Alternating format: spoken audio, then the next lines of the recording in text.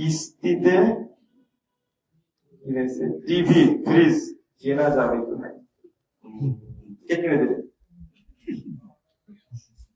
এটা তো লেখেন আপনি, জানার কথা কিন্তু কে কিনে দেবে?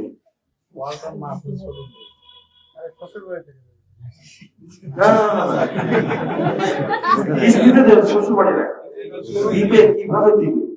শোরুমে দিবে আপনাকে, শোরুম থেকে কোনো লাভ নেই কিনা। এটা সাইজ। যদি মালিক কাস্টমার আর দোকানদার দুইটা যদি হয় তাহলে সাইজ খুব ভালো কিছু। আপনি ফ্রিজের দোকানদার, আমি নিতে গেলাম ফ্রিজ, আপনি বললেন ভাই নগদ যদি নিয়ে যান 50,000 আর যদি কিস্তিতে দেন 60,000, ঠিক আছে? আপনার 5 কিস্তিতে দেবেন 5 আর যদি নগদ নিয়ে যান কত যাই।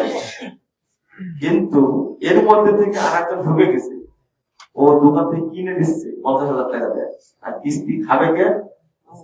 হারাম। এটা হারাম। বুঝতে পারেন?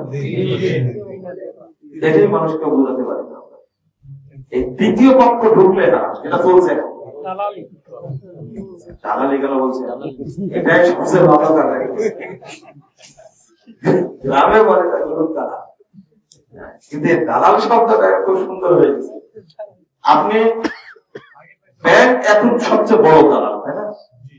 ব্যাংক এখন সবচেয়ে বড় দালাল, ও টাকা দিয়ে কিনে দেয় আর কিস্তিটা ভোগ করে কে?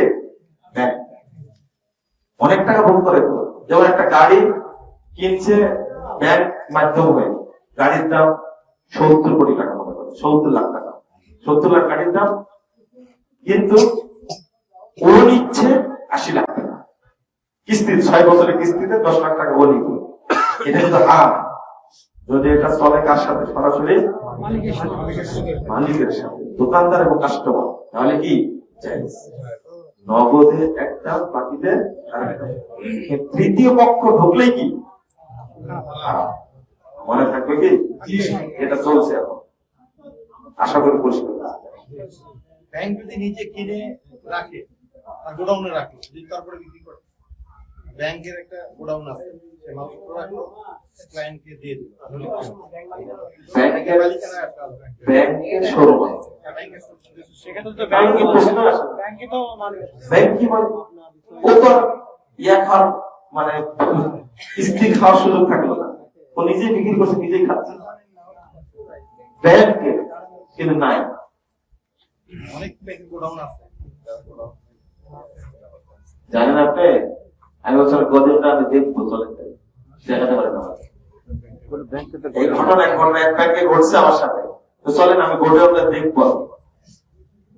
আমি বললাম যে আপনি মনে করেন না ওই কক্সবাজারের গাছ লাগাইছে ডেস্টিনি, আর আমি গাছ কিনবো, ওটা মনে করেন আমাকে দেখান। এটা প্রতারণা, এটা প্রতারণা।